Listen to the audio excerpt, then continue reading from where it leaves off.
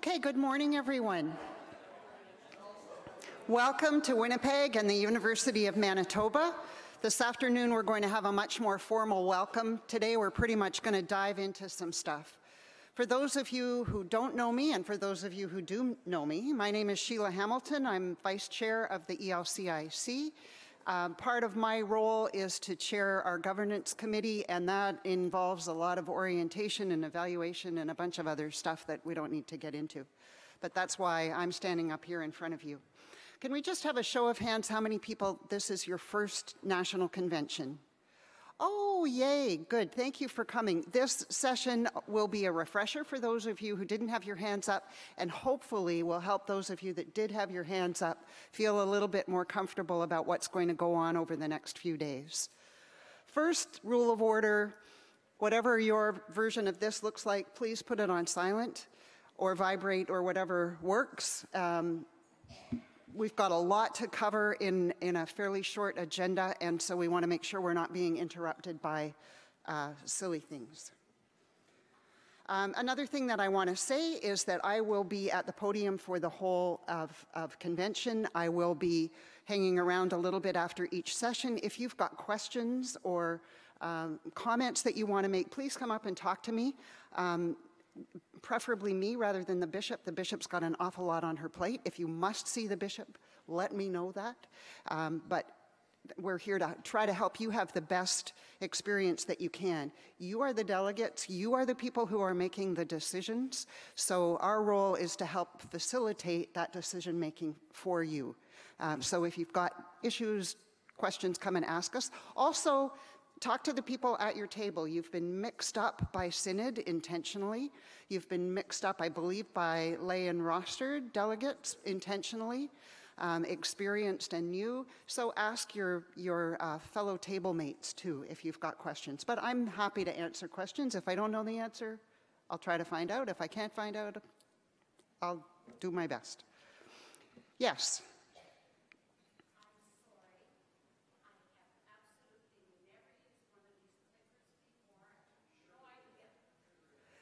Well, and you come to the right place. Well, it is not anything you need to put on silent. I was referring to your cell phone. That goes on silent. Your clicker is going to be silent until you need it to be, and we're going to help you figure out how to work your clicker. No problem. Okay. I think it goes without saying, wear your name tag at all times. The color of your lanyard helps us identify you. Your yellow lanyard says that you're a delegate, and that's important for us to know that. I'm going to get into some of those more details. Okay, a bit of an orientation about where we are. We're at the University of Manitoba. It's a lovely campus. I had a chance to walk around this morning. But some of you, we're not going to have much time to be wandering around over the next couple days. This is the building where all of our events will be held. Opening and closing worship will be in this room. Meals will be held in the Pembina Hall cafeteria, which is about a 5-minute walk. If you're staying in Pembina Hall, it's right there attached to the building. If you're not, follow the crowd. That's the easiest way, and you'll figure it out. You'll get there. Breaks will be in the Russell Room, which is just over here. In addition, our sponsors have displays in the Russell Room. Our sponsors and exhibitors. So please do have a look at what they've got to show. They've come from across the country with things that are relevant for all of us. So spend some time while you're having coffee in there. Tonight we have a reception which will be in the Marshall McLuhan room, which is at that far end of the hallway just as you come in the front doors. Again, follow the crowd, you won't get lost. Okay, we have Wi-Fi access in this room. I believe your registration envelope showed you what your username and password was, but if that's something that you've lost, this is what it is. Oh, I'm a little behind myself, sorry about that. Okay, this is our new convention format this year. For those of you who were at convention in either 2013 or 2015, we spent a lot of time doing constitutional and bylaw changes. And a lot of time, yeah. Jim's nodding his head. Part of those changes were to allow us to move to a new format for convention, which is much, much smaller. And you're now here as delegates of your synod, not of your congregation. So you'll notice a few typos in some of the bulletin of reports and even in some of my slides where we are still getting used to the fact that delegates are coming from synods and not from congregations.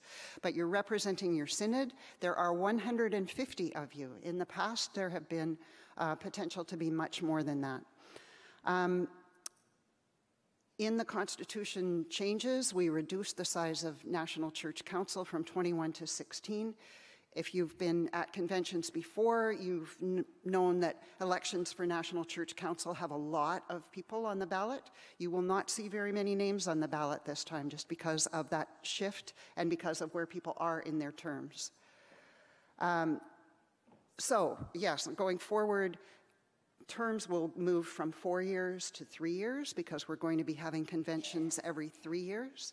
Eventually, starting in 2022 will be our first, 2019, then 2022 will be our first 3 year.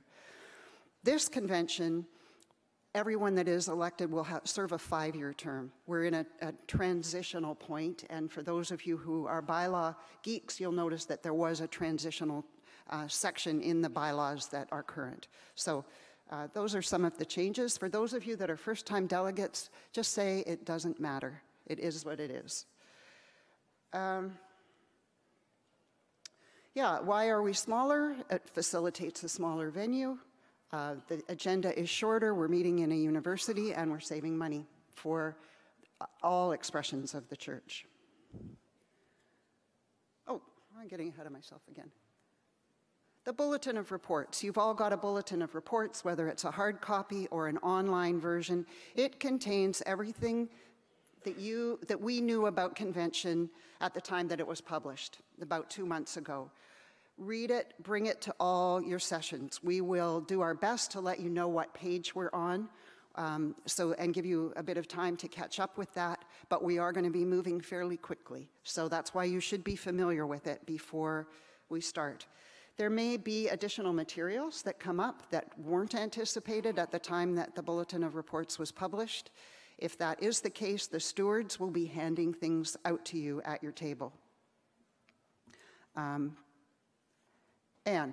we're going to go through now a little bit on the standing rules of order. And this is the tough part, because it's different than what you may have experienced in your work life or your volunteer life. We do things just a little bit differently. So page C13 in your Bulletin of Reports starts to go through the standing rules of order. Why do we have these? Well, they maintain good order. And I always say, you know, apart from all the theological things about being Lutherans, we really like good order. And so these rules really help to facilitate that. So we don't debate anything without a motion. I'm going to take my glasses off so I can see what I'm talking about here. We never debate anything without a motion, so we never just have a free-for-all discussion about stuff. The person who makes the motion speaks first and speaks last, and other people can speak only once, for or against the motion. Regardless of what we're talking about, all comments are addressed to the chair. So you'll see either Bishop Susan or myself will be chairing throughout the convention. You will always address your comments. So someone may stand at that microphone, for example, and say, I really disagree with that because of such and such and such and such. And then that comment is being addressed here, not to the person standing at that microphone. So what we're avoiding is the back and forth volleying across the floor. We're doing the good order thing. The chair will direct where the traffic goes in terms of the conversation. If that sounds really weird, you'll figure it out the first time there's people speaking for or against motions. You may have time limits. I believe that will happen because of the time limits that we have on the total agenda. And the chair will indicate which microphone is speaking. So you'll see that that microphone is labeled for, this microphone is labeled against. When you are speaking, at the microphone. When you are speaking, please move to a microphone. It's even though we're in a smaller room, it's still hard for everybody to hear someone speaking from the middle of the room or the back of the room or the front, depending on where you're sitting. So please move to a microphone. State your name, and here's our first challenge. Your synod, not your congregation. Sorry about that. We're all learning as we go along. Address your remarks to the chair. Speak for yourself. Don't say, well, you know, people that think that think this, or say this because of that. No, I am Sheila Hamilton from National Church Council, and this is why I'm saying this. That's what we want you to say. Stay on topic. This is not a forum for you to bring out your soapbox. If your soapbox is about what we're talking about, that's great. We want to hear from you. If not, no partisan symbols. You know, this is not about winning and losing. We're trying to reach decisions that are in the best interest for all of us. So don't bring signs. Don't, you know, wear, I don't know, hats, whatever that might be. And no applause. Again, it's not about winning and losing. Motions before convention. There were none in the Bulletin of Reports, so no one had anything to bring forward other than what's in the agenda. Motions may be made from the floor, and we're going to go through that a little bit if we have time. They may be made from the floor only if they're germane to the discussion. And we like to use big fancy words sometimes in the church, and I'm a lay person, so I need things explained to me in different terms. That means if that's what we're talking about, then you can raise a motion about it. If it's not what we're talking about, then it's inappropriate to raise a motion. But you need to bring it forward in writing to both the secretary and the chair. So you should be anticipating, if you want to raise a motion about something, anticipating before that comes up in the agenda and bring it forward to the head table before you bring it forward as a motion. You have a chance to bring forward motions that aren't germane to the topic, that aren't what we're talking about. And the way we do that is through a committee called Reference and Counsel. That's a group of people who are delegates to convention, but bless their hearts, have agreed to look at any motions that are coming forward. And they could be about anything. We ask that they be relevant and something that's important to you, not just fluffy stuff, but they will be meeting throughout convention, and they'll be reporting back to us. And at the first business session this afternoon, you'll be introduced to those people and told what table they're sitting at. I don't know what table it is, but you'll be given instructions on how you can get motions to them. So, two ways of making motions. One, at the floor, if it's germane to the discussion. Two, through Reference and Counsel, if it's something that's not on the agenda but you think is important for this convention to discuss and deal with. So remember that motions are what we're allowed to discuss. We're only going to talk about things that come forward in motion. So, committees, I've already referred to one of them, Reference and Counsel. The other is the conduct of elections. We are going to be doing elections, not as many as you've been a part of in the past, but we are nonetheless going to still be doing some elections. Let me just get myself caught up here. So we have another group of delegates who have volunteered to oversee this process, and that's to make sure that it's fair and impartial, and that the convention, the delegates at convention, you of yellow lanyards, are getting your voices heard. So they will be overseeing that process. For those of you who've been at other conventions, we've had a few more committees, but this year, as part of the streamlining process, we're down to these two. We feel that will keep things moving along. Okay, a little more about Reference and Counsels. As I said, there were no bulletins. If you want to take resolutions or motions to Reference and Counsel, you have until 3:30 tomorrow afternoon to do that. So you should be starting to scurry about if you've got anything that you want to take to them. They'll assist you with wording. If you say, you know, I think we should be dealing with blah, blah, blah, blah, blah, they'll ask you some questions and help you with wording.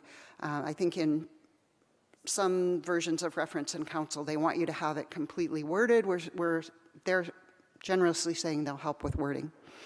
So when they come forward, the chair of reference and counsel will come forward once or twice or 3 times, maybe 4 times at convention, depending on how much they have to deal with. And they will have given all of you copies in writing of what the motions are, and they will have one of 5 recommendation options. And these are recommendations only. So the convention still deals with them. So M&S means that it's moved and seconded. So they could recommend adoption of the motion. Now it's coming before you because they're all delegates. They've already moved and seconded the motion. So that means then it's open to the floor to discuss. So you would go to the for or against the motion. The discussion would happen through the chair, and then we will vote on that motion when we finish the discussion. That's option 1. Option 2 is a substitute motion, which may change the wording, may slightly change the intent, but they're recommending that something wasn't quite right with the original motion, so they want to revise it a little bit. So they may recommend a substitute motion. Again, it's moved and seconded, so we can go right into discussion. Referral is another option. They may say, the people sitting in this convention don't have enough information to make this decision. We need to refer it to, it could be the Conference of Bishops. It could be Faith, Order, and Doctrine, which is a committee that deals with a lot of theological issues. It could be just that we don't have the expertise as delegates in this room to deal with this, so it should be referred. Again, that's open for discussion. The convention can decide to do that or not do that, but that's what Reference and Counsel is recommending. They can recommend defeat. If they recommend that, they have not moved or seconded it. So there would have to be someone to move and second the defeat before we can have the discussion. First-time delegates, this is going to sound like Greek to you, I'm sure, but it's important for the good order for us to know what is the role of Reference and Counsel, which is why I'm going through all this. And then the 5th option could be that to ask the chair to declare it out of order. And that may happen, and there are lots and lots of reasons why that would be the case, in which case the chair is going to rule on whether that's what we do or not. Questions about Reference and Counsel? Microphone 4. Rick Price. Testing, testing. Hello, hello. Who's turning? There we go. Okay. Rick Price, Eastern Synod. This is my bread and butter for those of you who know me. If, for instance, Reference and Counsel suggests we refer it and the convention wants to discuss it and vote on it, the motion that's coming before us will be to refer. If we want to accept the motion, the original motion, we defeat the motion from Reference and Counsel and then go straight to the actual motion that was made. Yes? Yes, that is correct. Thank you. I'd have been very disappointed if Rick had not come to the microphone. That is his bread and butter. Okay. We good on Reference and Counsel now? Okay, I also now want to talk about privilege of the floor. And what that means, in real words, is whether you get to talk or not. As delegates, you have privilege of the floor, you have full voice, you have full vote. So you may go to the microphone and speak. As we said before, you may speak for or against a motion only once, though. You can't keep going up and saying, and another thing I thought of, you get to speak once for the motion, but you have that right. You have the right to vote, and we're going to go through the clickers to show, so we know how you're voting. There are some other people here as well, though. We have youth delegates. Several years ago, when we did constitutional and bylaw changes, we decided that youth delegates would have full privilege of voice and vote. So youth delegates are just the same as everybody else, and I believe that youth delegates are sitting at tables with everybody else because they are full delegates and full part of this church. So that's quite a few years ago we made that change. All members of National Church Council have the privilege of voice. They do not have vote. So those of us that are wearing, well, Staff have red lanyards as well. Staff don't have anything. They don't have voice either. National Church Council has voice and vote.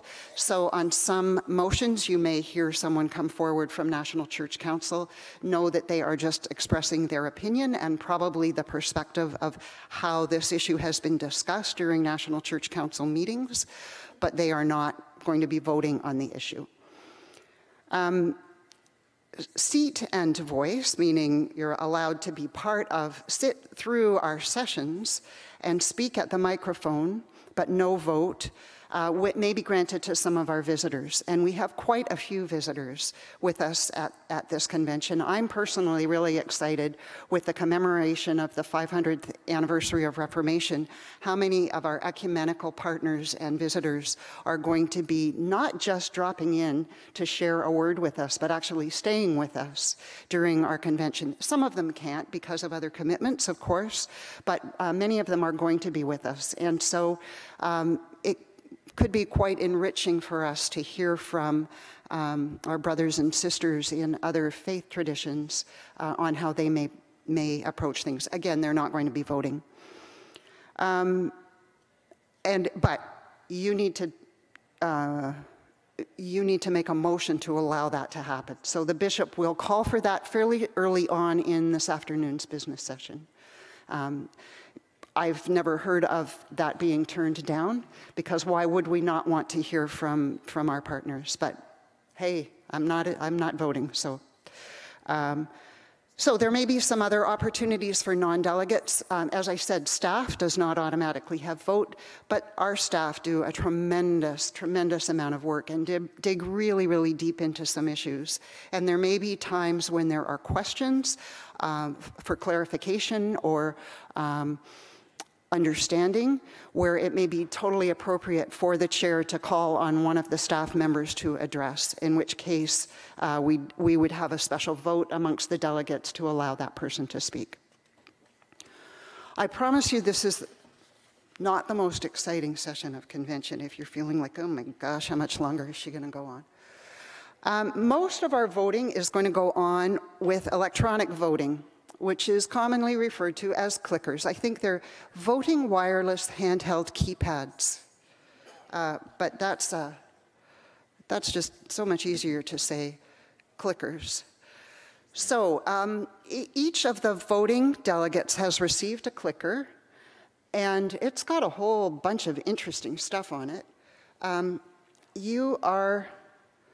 Right now it's not turned on, so if you press any button, and try it out, give it a whirl, test drive it, you're going to see a little red button flash because there's nothing happening. But we're going to use these for voting on motions. We're going to be voting for people on National Church Council, the Court of Appeal, and the 2019 Nominating Committee. You're going to see a slate of nominations up here, and you're going to be using your clicker to vote on those. Simon, do we have a test question? Okay, so Simon's going to give us a multiple choice question. And what would you like for lunch? So at this point, I know this is a tough decision, but pick 1, 2, 3, or 4, and I'll give you 10 seconds to finalize. You can push as many times as you want. Push as many times as you want, but your last push is your vote. So 3, 2, 1. Simon, do you have results for us? There we go. Oh, 44% of you are going to be really disappointed.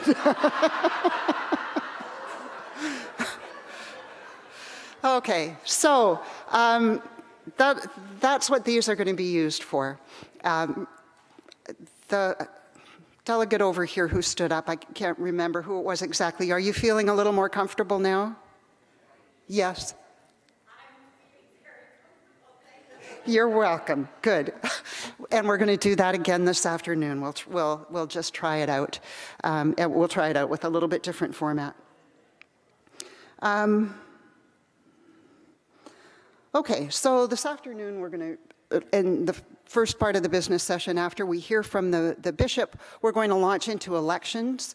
There are 4 officers which are elected at convention. This year only 1 is up for election. That's my position, vice chair. The bishop and the vice chair election procedure is by ecclesiastical ballot. So those of you that have been around are totally cool with ecclesiastical ballots. Those of you who've never been to convention, it's going to be one of the weirdest things you've ever seen. So the first ballot is a blank piece of paper, and the vice chair, it must be a layperson of this church. So that was part of our new constitution. The bishop is a rostered leader. The other 3 officers must be a layperson. Because of our full communion partnership, they may also be a layperson who's a member of an Anglican Lutheran congregation, but they must be part of the ELCIC in some format. So you're going to get a blank piece of paper. On that, you will write 1 name of a layperson that you think should be the vice chair of the ELCIC. That ballot forms the nominating ballot. That means that on the second ballot, you may only vote for the people whose names are on that ballot.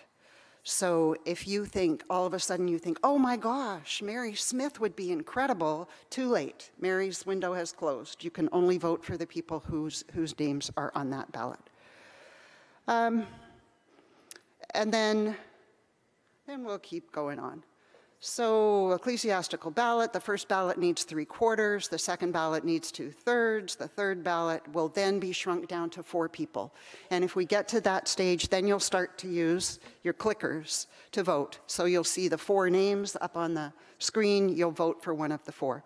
So it'll move along. 4th ballot is 3 people, 5th ballot is 2 people, and so on. So that's how that election will proceed. Everything else will go with clickers. So you'll see the slate of nominees on page E16 in your bulletin of reports. I hope you've had a look at that because the bios can take quite a while to read through. Some of you will know some of the people, some of you will know none. What I would suggest and what I tell people to do is talk to the people at your table. You're from different synods. Ask them, because if you're from MNO, you will be voting for people from all the other synods, and you may not know people from other synods. So ask the people from Alberta and the territories, of these candidates, who do you think would be better filling this position? So have a little conversation. That's totally fine to do. That's not illegal. That's not underhanded. You're wanting to make an informed decision about exercising your right. So the profiles are there. There also will be a call this afternoon for nominations from the floor. Our secretary will be introducing the slate of candidates and will be asking for nominations from the floor.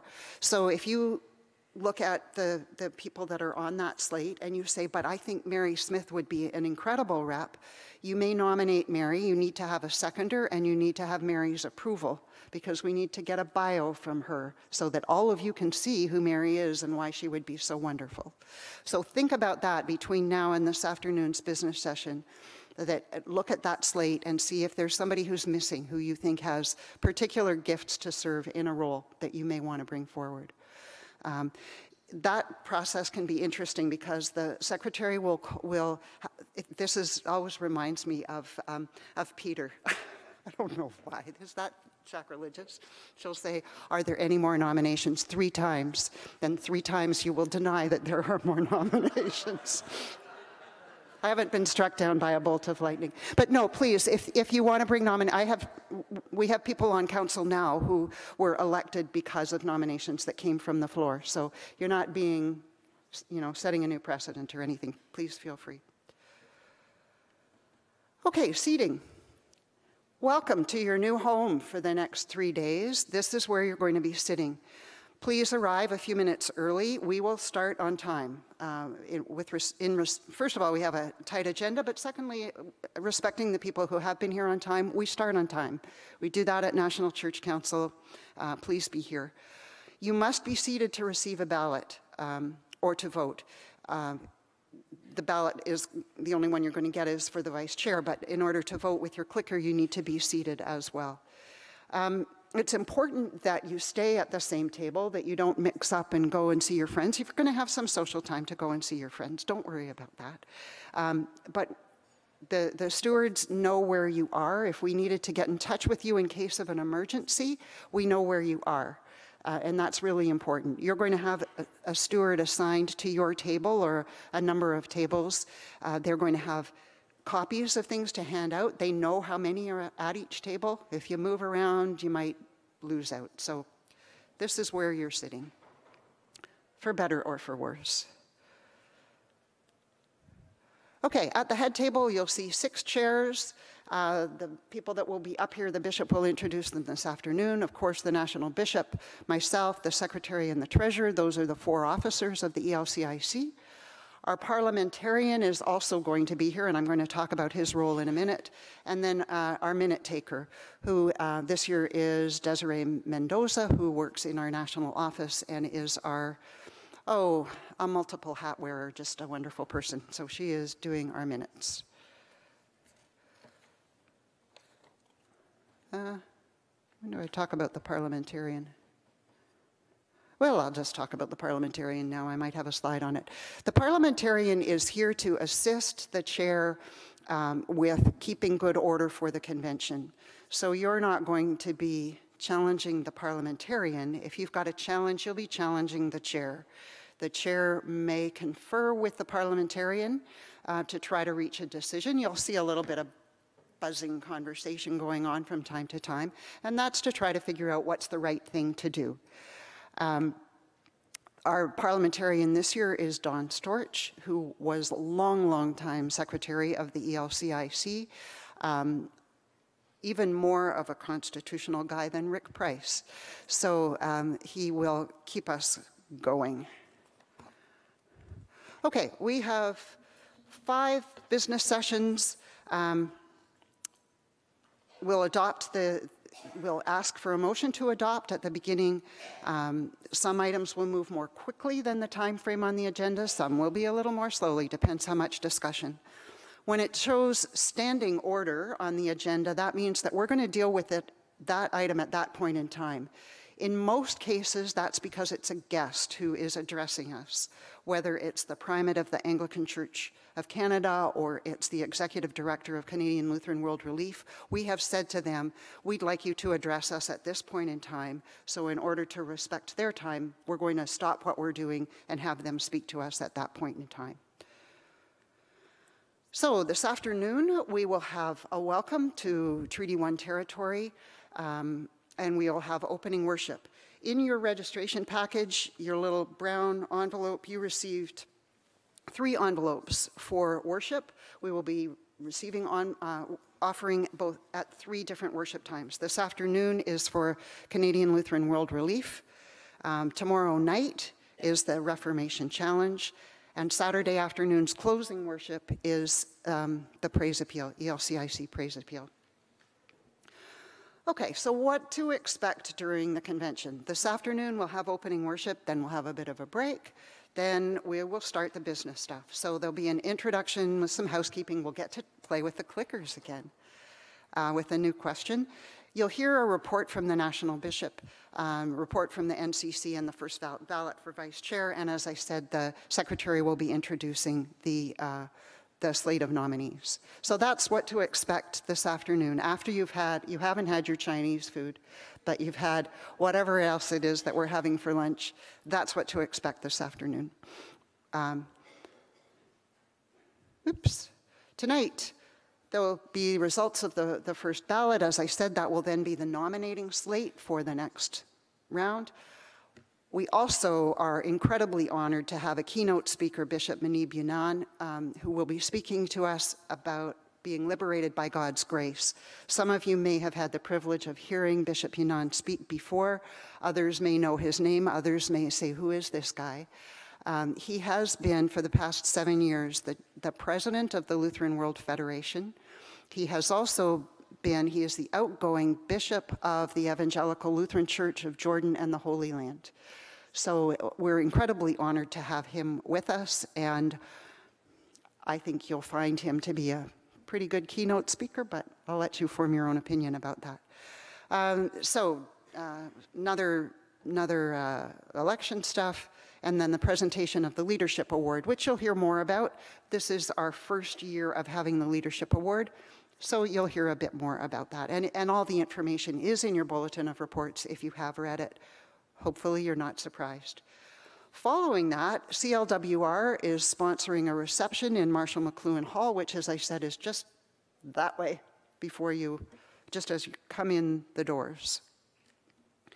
So then what's happening tomorrow morning? You will have, I'm leaving out the meals and the coffee breaks and stuff, but you'll figure that stuff out. Tomorrow morning, morning prayer in this room, 8:30. It will, I know that's early, but it's an important part of what we do. You'll hear a report from the Committee on Conduct of Elections. We'll have greetings from the primate. He's a good friend of ours, Primate Fred Hiltz. If you've not heard him before, I think, again, you'll find him to be delightful. Then the first report from National Church Council is in your bulletin of reports. It's an ELCIC statement to Muslims in Canada. We'll have an opportunity to discuss that and then vote on whether we want to pass the motion, amend it, any of that kind of stuff. Again, elections, and then another motion from NCC on encountering people of other faiths. So that's what tomorrow's session is going to be like. Again, a report of Committee on Reference and Council, if they get any motions. And then a standing order, 2 standing orders from the presidents of the 2 schools which have relationships with the ELCIC. Luther College is located in Regina. It is a high school, and it is not just a high school, it's a high school and a college. And LCBI is located in Outlook, Saskatchewan, and it is just a high school. Not just, it's a high school. So you'll hear a little bit of information from them. Then we have this weird thing that's going to happen at 1 o'clock tomorrow, which is the corporation meeting for the 2 schools. These schools have been around for a long time. For those of you who are in Saskatchewan Synod, you're pretty familiar with the schools.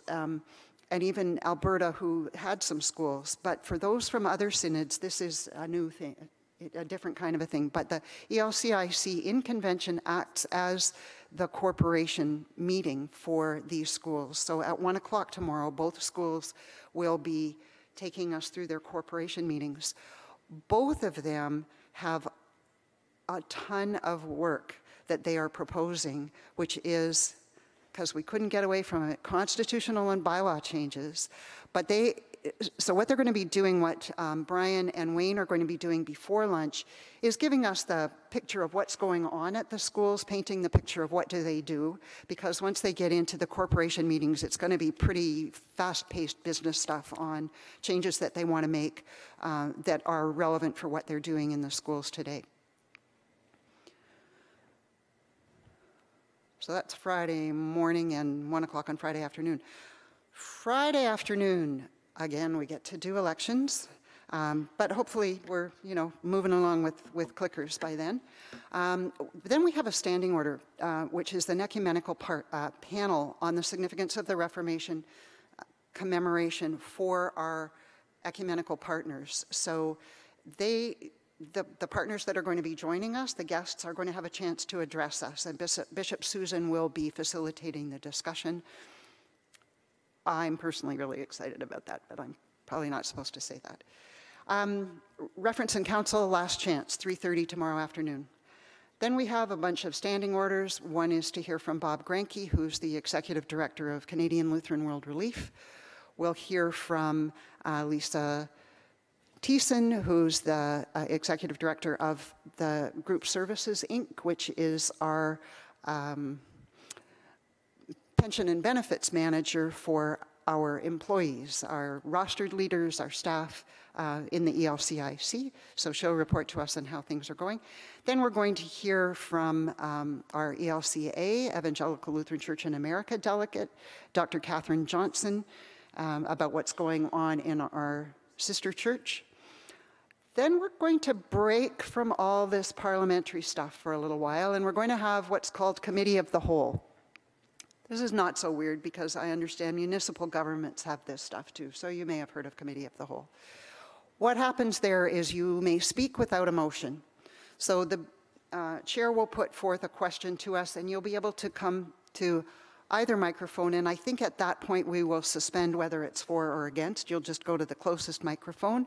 You'll have a time limit, but be able to speak on what you feel. Again, you'll probably be limited to one time coming to the microphone. Even though we have suspended the rules about speaking to a motion, you still will be addressing your comments to the chair. This is not a time for debate, it's a time for people's points of view to be heard. And Bishop Susan will preface this tomorrow, or me, whoever's chairing, I can't remember who's chairing at that point, with why we're even doing this. It's important to the work that we're doing in the ELCIC. So Friday evening, we are having a commemoration, a worship service at, I didn't put the name of the church. Anyway, it is a Roman Catholic cathedral. We're going by bus. The buses will be departing. You can see the time.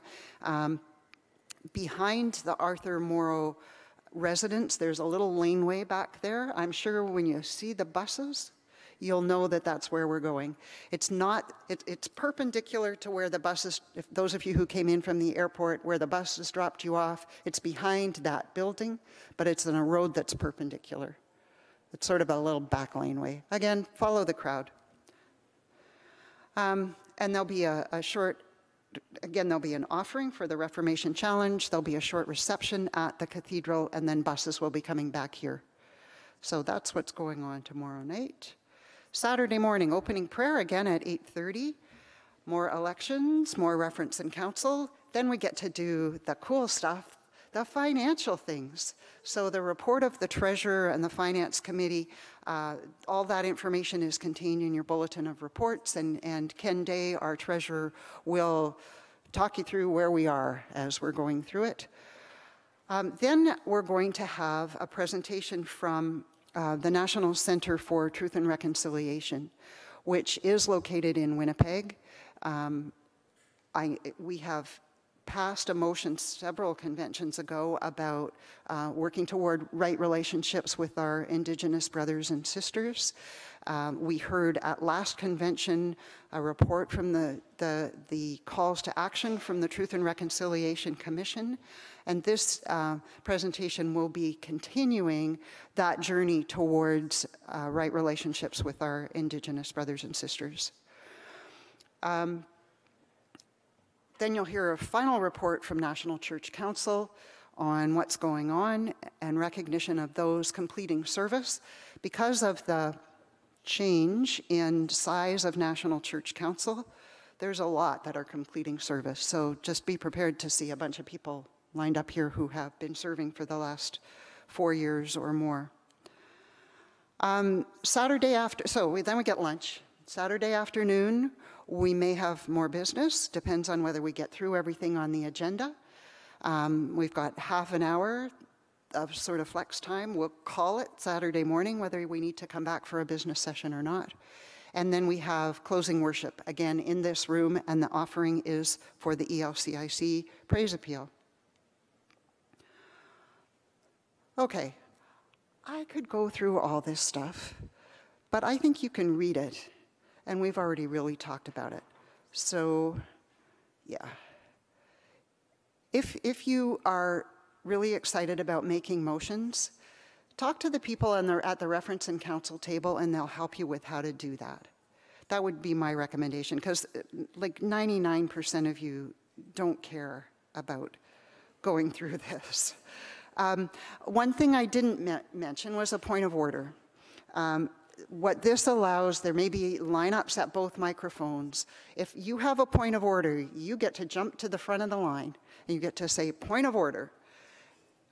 The chair needs to recognize you. You state what your point of order is. The chair will determine whether it truly is a point of order. And what the heck does that mean? It means we missed something, or we're doing something that isn't what we said we were going to be doing, or there's just something that isn't right. We need to stop right now, reevaluate where we are, and figure out how to get back on track.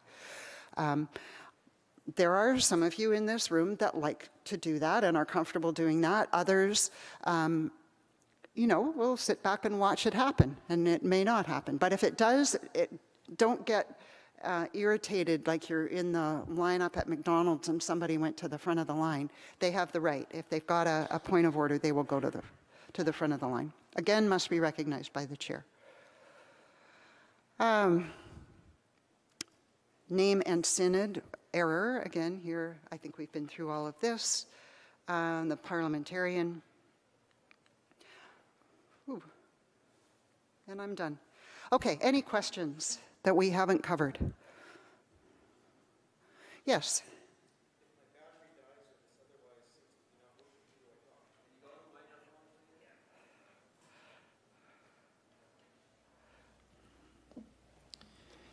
If my battery dies or this otherwise seems to have stopped working, who do I go talk to? That's a really good question. Number one, the likelihood of it happening is really, really limited, but it's a very good question. Raise your hand when the voting is happening, and we will ask you what's going on. And we have Simon going to be with us the whole weekend. We'll get Simon to help sort it out. There he is. But we would really prefer that you even address that concern to the chair and not have everybody just free-for-all running at poor Simon, who's, you know, got his own job to do. But valid question.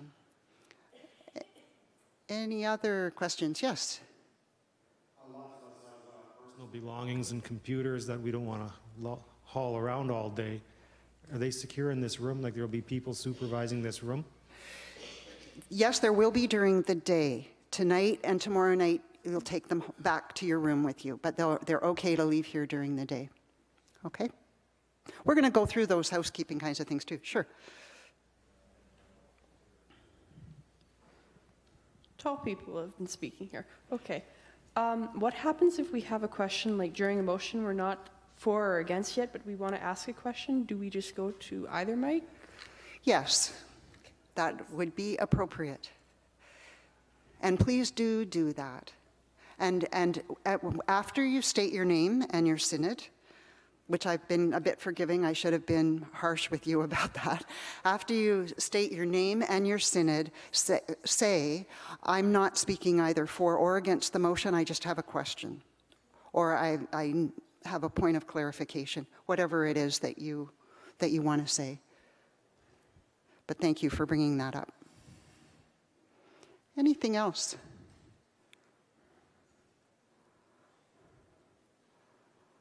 Oh, you're all good. Well, thank you so much for coming. I really appreciate it. As I said, if you've got questions as you go along, talk to your table mates, but seriously, come and talk to me. I'm happy to try to make sure you've got the best experience as a delegate that you can have.